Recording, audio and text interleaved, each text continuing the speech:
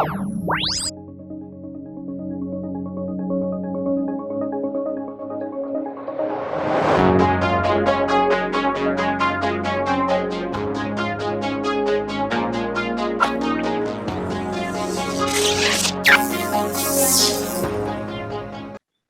everyone. Thank you for tuning in. Today's episode, episode 10, will feature a lot of information about Wicked. So, first things first, there has recently been an announcement announcing the first two stars of the Wicked movie, of which we have Ariana Grande playing the very bubbly Glinda the Good. And then Cynthia Erivo, a British actress who will be playing Elphaba. And I am so excited. I didn't know that much about Cynthia Erivo since she isn't really featured that much here in the States, but looking at her information and her trajectory, she is truly impressive, and I can't wait to see what she brings to the table. She has been the recipient of many awards, including a Daytime Emmy Award, Grammy, Tony. In addition, she's also been nominated for an Academy Award, as well as Golden Globes and a Screen Actors Guild Award. So I definitely know that to really, truly set sail for this movie to go forward. And of course, here in the States, we have Ariana Grande, who I remember watching her like on Nickelodeon and listening to her music whenever it come on the radio. And you know, I wish I would have seen her in more serious things, but at the same time, her character is truly just light, airy, bubbly. I mean, like if she was cream, she'd be whipped cream. Like she's just so light and airy. And you know, I think she will bring something very unique and very different to this particular rendition of Glinda, and I can't wait to see it. And we also know still that John M. Chu, who recently just In the Heights, and also Rich Crazy Asians, he will be directing Wicked. And I mean, I truly love the cinematic beauty that he has brought into his films. He's also done the Step Up 2 and Step Up 3. Oh, gosh, I also think he did a Justin Bieber musical. I didn't actually watch it, but I heard great things from my friends. and so I just can't wait to see cinematically what he brings to the silver screen. And also something related to all of this crazy coolness is that there's a petition to keep Mr. James Corden out of the Wicked movie. I think a lot of people might be a little, I guess, let down with Cats the musical, which he was in. Well, there's a lot of things that one can say about Cats the musical, but what I will say is that he's done quite a few musicals apart from Cats, as well as The Prom and the Cinderella movie that's coming out. And so, I mean, honestly, I've never really seen a fan movie. That's a little bit weird, but who knows? Who knows what the future is going to hold? And apart from Wicked, the universe itself, the literary universe that started off with Gregory Maguire's Wicked back in 1995, we have a spin-off of that series called The Brides of Macaru. Or here's a better image. There we are. First and foremost, I love this book cover. It has Rain, Elphaba's granddaughter. And also this little tiny piece just comes right off, and you can kind of see the entire beautiful book cover. And this actually reminds me of the book cover for Wicked with Elphaba, if you can see it. I was absolutely tickled Glinda pink whenever I found out about the new book. And actually, the Brides of Maricourt is a trilogy series, and so it's book 1 of 3. And I started reading the book right before we started having to pack, and thankfully I just found the book again unpacking. I'm just delighted. All of this Wicked information is truly melting my heart. Cool. I know you're a really big Wicked fan. On the casting, I don't really know the lady who's being cast as Elphaba, But Ariana Grande is a very big star now over here. Has been, it's got a very young following. So I think she's quite exciting cast. Oh yeah, absolutely. The mediums that I've seen her in are usually like, whenever I was a teenager. So it was always fun seeing her kind of be like the comic relief in certain situations and stuff. And whenever you act like your brain is full of straw, it comes off really funny. So, and I think she can definitely bring a comedic edge to the Glinda character. And also there was a tweet back from 2011, I think, where she had extended her desire to play Glinda one day on Broadway, and it's awesome that she gets to play her on the silver screen. Yeah, I think from what I can tell from both, that both can definitely sing, which is essential for both Glinda and Elphaba in Wicked. And at least we're finally getting some casting and true movement for this movie, because it must have been in post-production for years and years now. Oh yeah, I've seen so many false starts on Wicked, the musical movie. I did a lot of investigative emails. I was just trying to get any little bit of information that I could every single time I saw a rumor. Ultimately, it had been in production hell since 2003, right before Wicked actually made it to Broadway. They had already sold the rights to it, and they had been grumbling rumors about a potential movie. And the thing about movie musicals is that they usually make them whenever the Broadway show dips. I'm not too crazy about Ariana Grande or the other one. I'm not too into modern singers, but actually the part I would be most looking forward to is the choice of director, because while I haven't seen most of his movies, I have seen in the Heights, and the cinematography, the choreography. That was a amazing, spectacular movie. And so if he's on the project, I'd be willing to see how it all pans out. Awesome. So I'm sure it would be at least pretty to watch. Yeah, absolutely. I mean, for me, I don't know. It's always been a dream to see Wicked get turned into a movie. I think that's why I love like musical, not only like on Broadway, but like touring and like in Europe and other places around the world. One of my favorite facts about that, there was literally Wicked going on around the world at any single time. Like the sun didn't set on Wicked because they had productions besides LA, Chicago, New York, Brazil, Mexico City, Europe, Australia, New Zealand. Other touring companies like throughout Europe and Asia. I mean, it was just amazing, including non-replica version, which is amazing. Currently in Hamburg right now, they have a Wicked non-replica version, which literally means they don't use the choreography. They don't use and they don't use certain tempo. So the like this, it does not look like this. Amazing backdrop, like where this like circle area is. It is a yellow brick tornado, like that. It's just like you constantly see it, and it's just a beautiful, amazing. The Wicked Witch is more of a teal color, and with the costumes and the lighting, it is beautiful.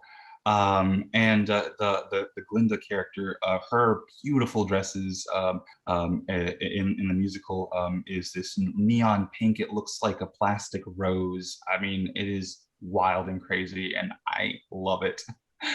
Cool. And I'm pretty sure everybody already knows that I really love Wicked. Yeah, I've never seen it. When I say the movie will be the first time I've seen it, the most I've ever actually been exposed to. I've read the books, but I've never actually seen the play, and the most I've ever been exposed to it was an episode of South Park, which is not I remember much. that one. I know, I love that episode. It's certainly worth, if you're not keen on the book at all, I mean, I do like the book, but it's certainly worth seeing the musical. I think it's the best version of it. They boil it down to its essential parts, and the music's fabulous. Oh, it seems like apples and oranges to me based on the summaries I've read. I think it depends on where you're coming from. I think sometimes if you're an Oz fan, MGM Oz fan, some people are either really love it or really hate it, but it can't be denied. It's become a pop culture phenomenon. It's like Mr. Chase was saying, it has kept going and going, and it's all around America, England on tour. It hasn't dulled at all in terms of its popularity. Because normally whenever they make a Broadway musical into a movie, they only do it whenever the sales dip in the box office. And for Wicked, the only time it stopped started dipping in the box office was nobody there to go see the shows. Yeah. But I can't wait to see how Wicked, the movie, affects future productions to come. One of the things that I really was just impressed with Wicked whenever I saw it for the first time. They're so beautiful. Glinda's ball gown alone, I think, had like over 20 different styles of beads on each of the petals. And I mean, she's got like 3 different crowns, 3 different wands. It's just truly epic. I really just fall with the costuming because the costumes themselves. Whenever I went to go see Wicked, I brought my binoculars because I knew that these costumes were absolutely beautiful, amazing, award-winning costumes, and I was not disappointed at all. I love shiny things. I think the whole staging of the musical, when you see it in London, and I think it's the same in America, particularly in New York, where it's set at one theatre for a long period of time. You've got the whole Clockwork Dragon. It's very elaborate, very well done. I really hope that they manage to capture the essence of the musical well in the movie, and that they don't. It can go one or two ways. They can either make a complete mess of it and it becomes the next Cats, or they can make sure that it transfers to screen well and embodies the initial musical. I mean, similarly with The Wiz, the stage version of The Wiz and the movie was so different, which is why that movie was not popular. If they probably stuck to the original stage version more and put it onto film, I think it would have been more successful. So let's hope they don't mess up with the Wicked. I think it's going to have a leg up from Cats because number one, it wasn't written by someone on cocaine, and number two, it's not Furries the musical. Yeah, I'm hopeful. I think there's a lot of money riding on it that they're going to get it right. I'm hopeful that it would develop more of an interest in Oz if they get it right, and that we might see more films from the books off the back of it. But the other concern is that people still will start to think that the Wicked Witch of the West is Elphaba, but it's just going to be what a lot of people think. But that's because we're crazy Oz fans. Also, it has more of an actual story than Cats. Cats doesn't really have a story. I haven't seen Cats, and I'm certainly not going to bother watching the movie. I watched like 10 minutes of it once, and of just the play, and I stopped. I just like, nope, I'm done. I tried. Yeah, I was done the moment that I saw the trailer, to be perfectly honest. You could just tell that they made such a mess of it just from the trailer alone. So I do tend to agree with you. Cats, I will say that the filmed live on stage production that I saw on PBS once, I remember like my first crush being Magical Mr. Mistopheles. He was flipping adorable. But also Universal is the one that produced the musical movie Wicked. And so if they know what's good for them, they won't drop this nasty hairball, or drop a nasty hairball, I should say, with Wicked, because Wicked's a cash cow on Broadway. And if they care anything about integrity, they'll. Well, the difference between that is Cats had been off Broadway for decades by the time they made the movie, and it's because of the movie, it's definitely not going back on Broadway anytime soon. So Yeah, there's that. if they can get it right, I mean, just think it's Universal, it's Comcast, so you could get a Wicked presence or an Oz presence in their parks if they get this right. There's a lot riding on it, and there's so much more they could do off the back of it, whether they decide to do more in Maguire's books, whether they decide to do more in the world of Oz in general. Yeah. I hope so, because we need more. Yeah. In general. Yeah, we absolutely do. And I really do suspect that if it is phenomenally popular, whether we'll get a follow-up to Oz the Great and Powerful that might skip 10 or 20 years later, because they'll probably drop James Franco, given the current things that have been happening with him in terms of the claims of his, what's the word I'm looking for?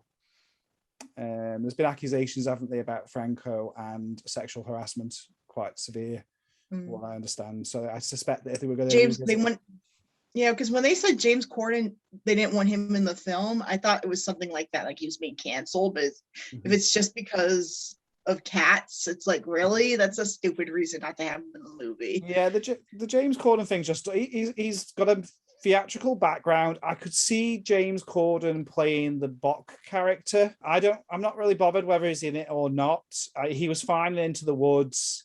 I have no issue with James Corden in it, as long as he's something like Bok. But he's got a theatrical background. Blame the actors. Blame the studio. Yeah, he's not responsible for Cats. Yeah.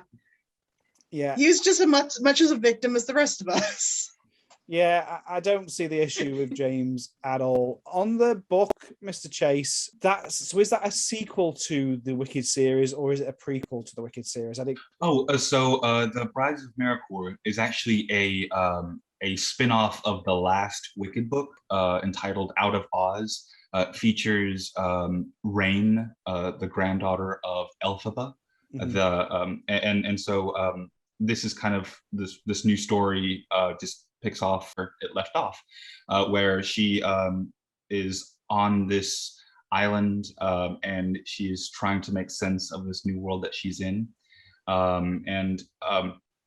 Just reading it, I instantly felt like this kind of connection to L. Frank Baum, because at the end of the book, she literally grabs her magic spell book and she flies out of Oz. Spoiler, sorry.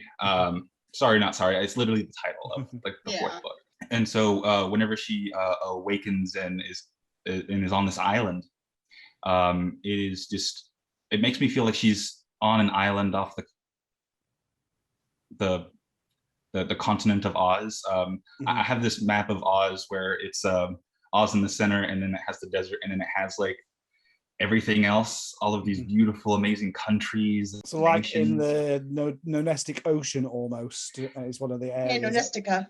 Yes, yeah. It's very reminiscent of that. Like it's just kind of like the Wild Wild West, but it's the Emerald or the Wicked. So and also another thing that I wanted to point out about Ariana Grande, who will be playing Glinda, is that she has a 4-octave vocal range, which is really impressive. And she has a background in Broadway as well. Ooh. And so know about her whenever I first started doing all this research, as well as she has 27 Guinness World records, 9 MTV Music Awards, 1 Brit Award, 2 Grammys, and countless other things. I'm very hopeful, and also because of her singing prowess, usually whenever they make a musical movie based on a original source material from Broadway, they oftentimes take out a song and write 1 or 2 new songs in. And so considering that both Ariana Grande and Cynthia Erivo are truly talented individuals, I can't wait to see what gets omitted and how it's replaced. Yeah, I'm really looking forward to see, what do they do with it. I do think they're both powerhouse voices and both come from an acting background, which is a good start. Quite often, if you go for, particularly Ariana Grande would be a celebrity casting, you can sometimes get the wrong casting. I don't think that doesn't seem to be the case here, because they're going for people who've got a background in acting and a background in singing and have got very strong vocals. Oh yeah, So, absolutely. yeah, amazing. That would be important in a musical actor. Yeah, 100%. And the two roles in the musical have got some very strong comic songs as well that are very, very vocally challenging. So you need that strength there for it to work. So what's going on with OzCon? So just a quick update on OzCon. We are going to be back July 15th to the 17th. Tickets will be going live from early January. I've just been in communication with the Kellogg West Conference Centre, and I can confirm that they are back up and running and they are now having bookings again. So I'm just working out a few details on how it will be COVID secure, because we have to go in line with California law. But watch out for a few more details on OzCon, but we're barely a month away, or just over a month away from tickets going live. So we're back, baby. So, Erica, what about cryptozoology? Well, in the coming up by the end of the month, we're going to have a story written and narrated by our very own Colin Ayers. And it is called Truancy, Libraries, and Little Patchwork Girls. According to Colin, it is semi-autobiographical, but for more details, you'll just have to wait and see. Thank you all so very much for sticking around and listening to some truly wicked news, and we'll have more updates as soon as we get them. Thanks, Mr. Chase, and we will close out on a review of Wicked in Concert, filmed by Mr. Chase, just after it aired. See you guys. Bye. Bye. Here are my thoughts on Wicked in Concert on PBS. With the Wicked movie just around the corner and Wicked the musical opening up again on Broadway, this concert experience was something that fans didn't know they needed, and I'm so glad it happened because I really enjoyed watching it twice, and I think you will too. One of the things I really loved about it right off the bat was just how diverse the talent was spread out through the evening. You had people from, country, Broadway, television, and it was really nice having a little bit of something there for everybody. One thing I also loved was the costumes. Oh my goodness. The songs were great, and I really loved them, but I really loved what they did with the costumes. Specifically, Cynthia Erivo. I do apologize if I didn't say that name correctly, but she was singing part of Thank Goodness. It's a song in Act 2. And she was really throwing off some patchwork girl realness, and I was just dying for it. It was just awesome. Another thing that I really liked was Jennifer Nettles. She sang a wonderful rendition of No Good Deed, and her outfit for the evening was very interesting. It was a green metallic wood print power suit. I mean, it was just crazy. It was a little bit of Emerald City, a little bit of Tin Man, a little bit of everything. Isaac Cole Powell, he wore yellow for his song, Dancing Through Life, which, if you didn't know, the Prince Fiero from the Winking Country sings that song. And so yellow is definitely an appropriate color. You also had Kristen Chenoweth in pink, as well as Indina Menzel in all black, but she had these very interesting green earrings on that I thought were really, really cool. It's like a harken back to the book, actually, instead of the musical. And yeah, I really enjoyed it, and I think I'm going to see it a third time. And if you haven't seen it, I definitely recommend it.